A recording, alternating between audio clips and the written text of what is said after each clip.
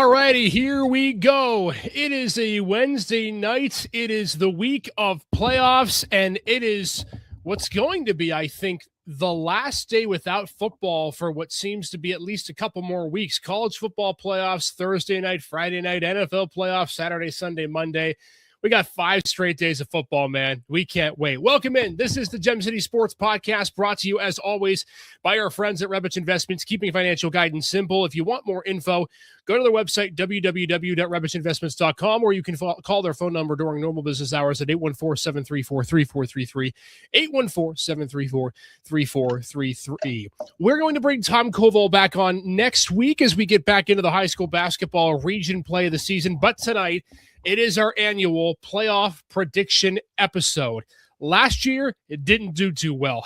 I think Nick Artman was about the only one who got the Super Bowl game right, and he didn't get the Super Bowl champion. But round 2 coming at you fast on January 7th, bringing in Mr. Wayne Bradford back on the program, who is locked and loaded. I saw some of your notes, Wayne. I'll tell you what, man, you're about the most meticulous prepper I've ever seen. I don't know what's bigger, your podcast preparation binder or your defensive strategy preparation binder. Yeah, they're growing to be similar now that I'm doing this on a regular basis. So, yes, sir. So man, glad to be here. I love it. We can't wait. It's going to be a lot of fun. In case you're new to this, we don't predict every game, but what we do is we'll start by predicting Bills and Steelers games for this weekend, Wayne, and then we'll predict who we think's in the conference championship. We'll predict who we think's making the Super Bowl out of those games, and then we'll ultimately reveal our big game champion, who we think's taking it home. And I feel like this year, Wayne, compared to last, to me at least, it was really difficult to predict this because you just don't have, well, you don't have Kansas City, but you just don't have a dominant powerhouse in my view. Maybe some teams a little better than others, but I don't know if there's one that really sticks out. Yeah, there's no 15-2, 16-1 team, especially in the AFC, bunched up there a little bit. You got 3 or 4 teams, with 11 or 12 wins, so a lot of parity there in the AFC. And then you got the one outlier in the NFC, which is probably a surprise for everyone, which is Seattle, being the number 1. But the same thing, a bunch of 11, 12 win teams kind of bunched up. So the NFL loves parity. And you have a 10-7.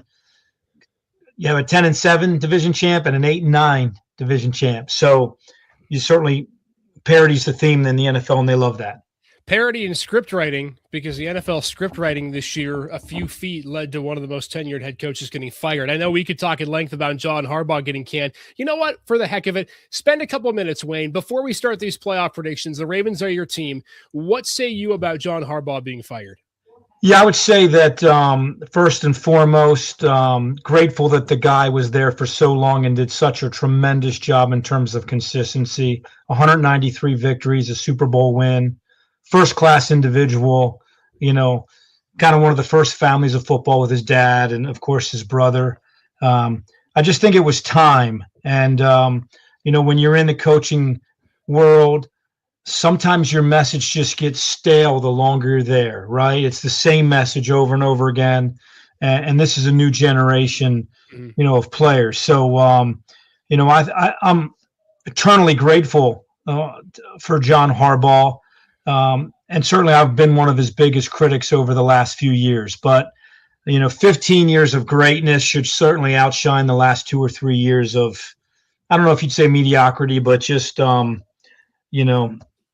unfinished business, and expectations were very high, but overall I don't think the organization could have asked anything more coming out of the Billick era and then going into the Harbaugh era. It's pretty hard to bet against 193 victories in that league. It's truly hard to believe that how much the lines are blurred and how really a couple plays, I think, led to his downfall. I mean, between the Zay Flowers fumble, the Mark Andrews drop, and then this missed kick, those are 3-4 feet, maybe a couple of inches or a held ball away from, you're talking a generational, maybe top 10 coach ever in NFL history. So it's a shame. Do you have a thought? I have a thought on who I think they should hire, but I think it's more appropriate that you answer. Do you have an idea on who they should go after? Yeah, I would think Jesse Minter, because he was on the Baltimore staff under John, then went to Michigan under Jim. The Wink Martindale kind of link there. So I think You talked about Minder in Cleveland and so forth, but I would think Jesse Minder would be a great fit to get Baltimore back to that dominant defense, 8-man front pressure. I'd love to see Jesse bring Wink back as the defensive coordinator. And then hire an OC. That would be a great choice. Yeah, I think those are all great choices. And I think they'll probably, to your point, go with a guy who has had time in the Ravens system, or at least has connections there, that organization that will. You're not going to like mine because I think it's a bit too close to the vest. I'd go right after Kevin Stefanski. I think he would be tremendous, just making the hop in the division. What he could do with Lamar would work wonders. You'd have to hire a great defensive coordinator, and it's probably not what they're going to do because it just doesn't seem like the fit that they would want. But I think that'd be a great marriage between him and Lamar. But you're probably way more accurate than I am. I think it's a Baltimore lineage there, and rightfully so. They're very well run. They're a great organization, and they deserve to have a coach. Lamar and the defense of week 10 through 17 deserves to have a coach that's capable of taking them to greater heights. So be interesting. AFC North going to have 2 new coaches next year. And I think John Harbaugh will be the next head football coach of the New York Giants. It makes great sense. Again, his pedigree started with Andy Reid in the NFC East and the Philadelphia Eagles. If I'm the New York Giants, I don't let the paint get dry.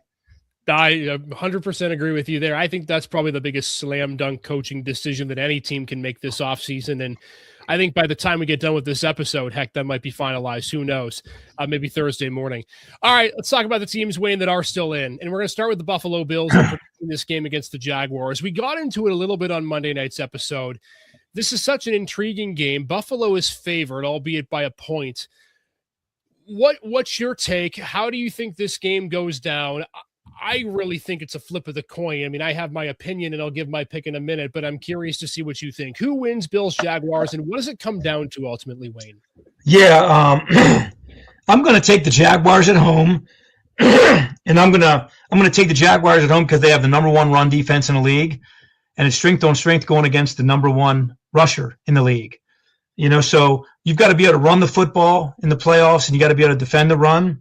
You talked a little bit about the temperature and the heat, and how that may impact Buffalo, because it'll be a warmer game, humid. Right. If your hands are on your hips and you're panting and you can't, run the football, you're in trouble there. So I think that's the biggest key there. And then I look forward, and we're going to talk about kickers again in the kicking game. I think it's going to be a close game. But here you have Jacksonville's kicker, who's drilled a 67 and 68 yarder. And then you got Prater for the Bills, who's injured with a quad, may not even play, only converted 1 over 50. So we may come down to Steelers-Ravens ending where wide left or short, and the Bills have heard that before, wide right. So I'm gonna take the Jaguars youth and the winning streak over experience. And we've also talked about the number of injuries on the Bills defense. Yeah, I think another big issue, too, is the fact that the Bills may not know who their kicker is coming into this week, too. You just talked about the kicking game. Matt Prater's not necessarily a go to play. So they signed Matthew Wright off the practice squad. And that's, the thin line between playoffs. We saw it in week 18. I think that's going to be a huge component. And I don't think it's easy to kick in warm weather, just like it's not easy to kick in cold weather, too. I mean, that's about as hard can be. And there's humidity going to be in Jacksonville. Here's a fascinating stat that I want to throw out there. And I think everyone rightfully so raves about Josh Allen and all the numbers he can put up. And I think Buffalo's roster, to me, isn't talented enough to play super far from behind. But did you know in situations where Buffalo's trailing, Wayne, that Josh has a 103.5 passer rating? It's the highest in the league. Out of all quarterbacks in which they're trailing in games, he's thrown 16 touchdowns, by the way, in which they've been trailing in games. So to me, what's been most impressive with Jacksonville and their win streak is that they've gotten up early and they've kept the lead. I think Buffalo is the best shot to come back out of all the teams that they have played. But the big question that I have in this game is going to be, we'll get the Super Bowl picks in a second. The big question that I have in this game, Wayne, is going to be how much is Jacksonville ahead at the end of the first quarter? Because I think you're going to see the Jaguars come out. They're going to take the lead. I think Trevor engineers a pretty early drive. but the experience factor plays a role because the third and the fourth quarter, specifically the third quarter, is the biggest one for me. I'm going to take the Bills to win this game extremely close. And I think experience ultimately tells the tale in this game. Trevor Lawrence has been in the NFL a long time, but he only has one playoff win to show for it. And let's be honest, that was more of a Charger collapse 2 years ago than it was, a great second half performance from Trevor. And I think ultimately the experience factor is going to pay off in this round. Maybe it doesn't for Buffalo in later rounds, but I think in this round it will. And the Bills aren't necessarily going to be fazed by a 14-point deficit. If it's 21-3 in the second quarter, Wayne, this game's over. And I do think the Jaguars will have an early lead. I just feel like Buffalo is going to come back if it's anything 10 or less, in my view.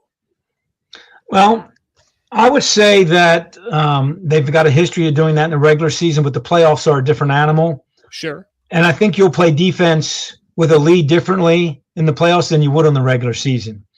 You're not going to play prevent and allow him to do those things, right? So I think teams get up on Buffalo and they encourage him to scramble and they only rush 4 and he has those lanes and he extends plays.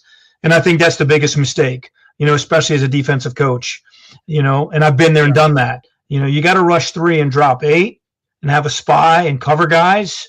Or you've got to bring 5, you got to bring 6, you got to bring 7, make him get the ball out and affect the quarterback. And I think Jacksonville's defensive coordinator is very good. He's going to be up, for some jobs. And they've got some skill. They got some dudes that can run just like Houston. And I don't think they will allow that to happen. I will say this. I think the underrated player in this game, to your point, Wayne, is people forget that Devin Lloyd's the anchor in the middle there, that Jaguars defense. And he is, at least in my view, one of, if not in the top 3 of the best cover spy linebackers in the league. That's going to be the matchup with Allen. I'll also be curious to see if Josh Hines Allen is put as a spy on the edge, right? Because, we've seen him in the few games that they've played Buffalo. He's wrecked Josh Allen. He's made it really, really difficult for him to get outside. So I do see where you're coming from. I literally just put it down to experience, but the Jags defense is built to beat Buffalo. No question about it. And Trevor Lawrence is as hot as any quarterback in the league. So I've got Buffalo close. You've got Jacksonville close. I could see that game going either way. All these games, most of these games are toss-ups to me. But we defer on that. Let's go to Monday. Texans Steelers. Really don't know why this is the last game of the postseason slate, but hey, I guess ESPN thought that Houston is just that good. Maybe, I don't know. Steelers and Texans, Wayne, in a game that I think is a clash of two teams that like to play very similar styles, and one's just playing it way better than the other right now. Put it that way. What do you see in this game? Yeah, I think you're right. Two teams with similar styles, but one's pretty gray in the tooth, and the other one's just got their baby teeth. Right. So I think to me, Pittsburgh's been there, done that, very experienced. Aaron Rodgers really will help them there and keep it closer than people think. But I think that the Texans have too much youth, too much speed, athletic ability, and they're nasty, right? We've talked about that. The personality, DeMeco Ryans, the personality of their defensive coordinator. Again, they're another team that's going to get up on you, and they're going to close the door. They're not going to allow you back in. I think these young kids, Anderson and the edge rushers, you want to add to your legacy, you kill the Hall of Fame guy, right? You end his career. So I think it's going to be a much closer game. I'm really intrigued by what can the Steelers do defensively to disrupt CJ Stroud, right? And the Steelers can do that. They've got those edge rushers. So can Houston run the football well enough to open it up for CJ so he can make some plays? Because I don't think that Houston is going to score an inordinate amount of points against Pittsburgh, even though they've scored a lot. I don't think they're going to, light up the scoreboard. So can they score enough to beat Pittsburgh in Pittsburgh? So I have two thoughts on this game. My first thought is the only thing that Pittsburgh has going for them defensively is that I don't think Houston runs the ball very well. Mhm. As good as Woody Marks has been at times, I think cold night, grass field, that defensive front for Pittsburgh is good enough to stop the run. And I will say this, if Cam Hayward plays the way that he played last week, there's no one getting through that line. I mean, he played what I thought was his best game, maybe of his career at that age, certainly last Sunday night when they beat Baltimore. So that's number one. I think the advantage for Pittsburgh defensively is that they can make Houston one-dimensional. I just get concerned that they can't cover Nico Collins because I don't know if JPJ's that guy. That aside, offensively for Pittsburgh, you made a really good point on Monday in the fact that Darnell Washington being out in this game is going to kill the Steelers because you absolutely need that tight end who can block. And if you need a tight end who can block, well, you have to take Smith or Freiermuth out of the equation. And not having two tight ends that run routes on the same play, I think hurts Pittsburgh. We even saw it a bit in the Baltimore game, right? That if you can run two tight ends in the same formation, even if one of them isn't the expected receiver, it throws the defense off. You have to pack the middle more, and then it allows a little bit more one-on-one on the outside. DK Metcalf coming back in this game is really Pittsburgh's only shot offensively, the fact that they can have him back in a game like this. But the Texans defense is something else. And I think this game is going to be low scoring. I think it probably comes down to whether or not Rodgers can get rid of the ball and throw it into tight windows within 2 seconds, because that's about all he's going to have. And we know he can. Yeah. And he's showing he can. Here's why I'm going where I'm going. And it's not because of the record and the no Monday Night Football losses until 1991 on, although that's a pretty cool mark and whatever. Chuck Noll is the last coach who lost with Pittsburgh. But I watched the Steelers defense against Baltimore in the second half.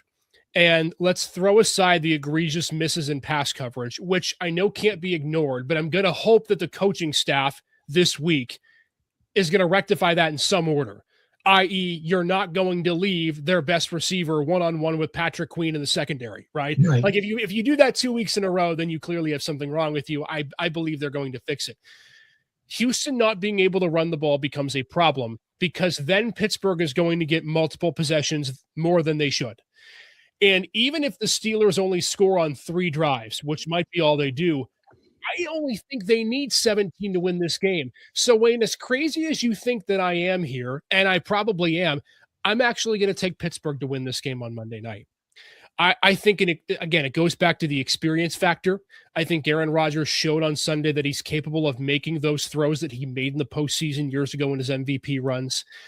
I don't think the Steelers will run the ball particularly well, but I think Rodgers will be able to get it out enough that he is capable of making those down the field throws, and he protects the ball well. He hasn't thrown a pick since November, and Houston's defense feasts off of turnovers.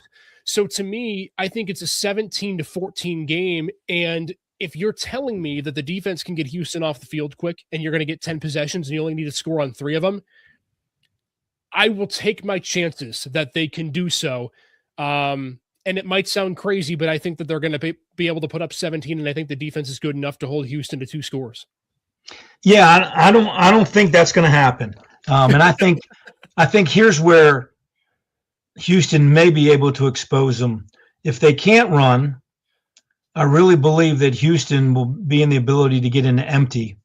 And just like you said, get some matchups where you can get your best receiver in the slot and maybe work a linebacker or whatever, right? If you get into empty against the Steelers, Herbig's got to drop in coverage, or Watt's got to drop in coverage, or you got to take somebody out and play Peyton Wilson, who I love, right? Peyton Wilson's an animal. But I think that, Houston may be able to dink and dunk like New England used to do, to get an empty and just throw the ball underneath and let those guys run in space.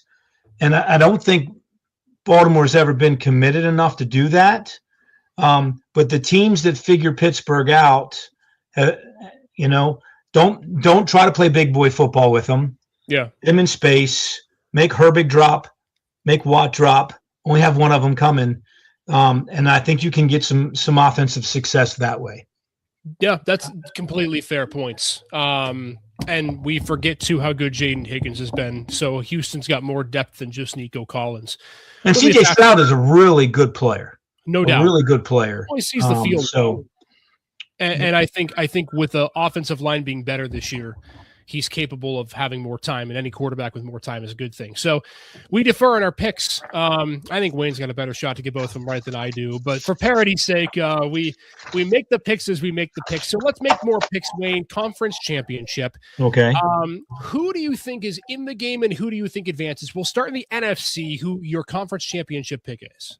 My conference championship pick in the NFC.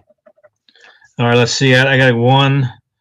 Got to look at the seeds. Can you give me the seeds? Sure. So we've got Seattle, the top seed, the number 1 seed. Number 2 seed belongs to the Chicago Bears. Okay. And then as we move forward down the list, Philadelphia gets the 3. You have the 4 seed belonging to the Carolina Panthers. And your wild card teams, Murderers Row, the Rams, the Niners, and the Packers. Okay, here we go. All right. I'm going to say that the NFC Championship game is the LA Rams at the Seattle Seahawks. And I'm saying that because I'm saying the Green Bay Packers beat the Chicago Bears in round 1.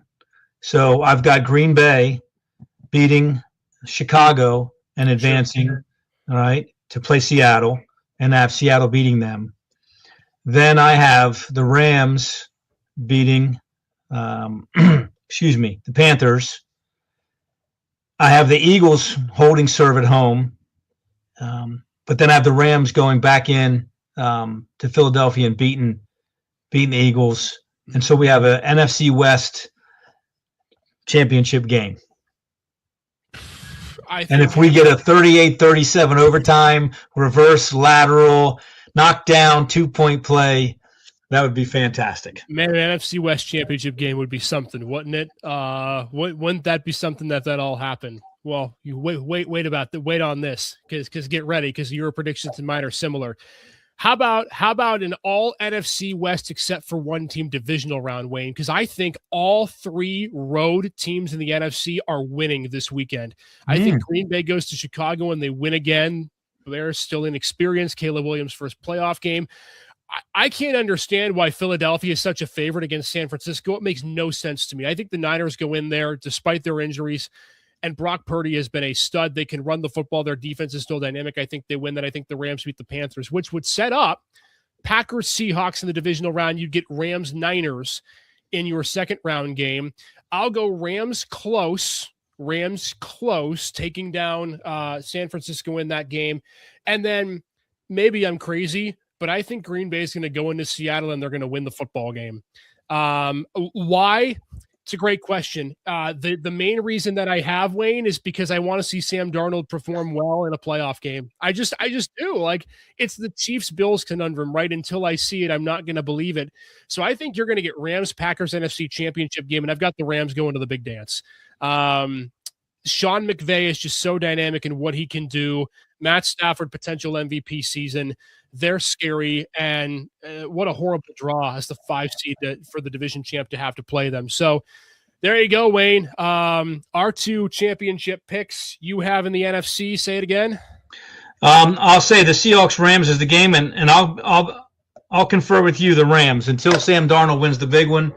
Break my heart. He's going to break my heart, so I'm ready for my heart to be broken.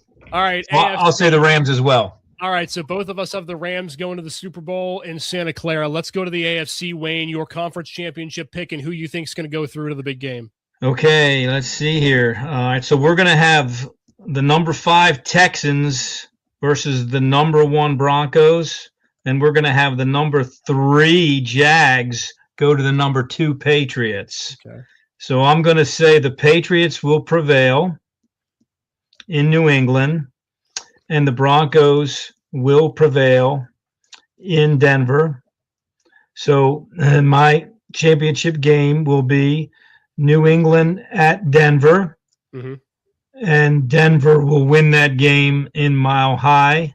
So Denver will represent the AFC. So a Super Bowl for Wayne of the Broncos and the Rams, which would be an awesome game. No question, an awesome game. And I love your picks. I'm going to go a little bit of a different route. So I picked Pittsburgh to beat Houston, so they have to go through, although I'm instantly regretting it right now looking at the playoff bracket. So Steelers go through. They end up being the 4 seed. They move on. I think I'm going with the 7 seeds, it seems, this playoffs. I've got the Chargers beating the Patriots in Foxborough on Sunday night. So I've got the 7 seed moving on.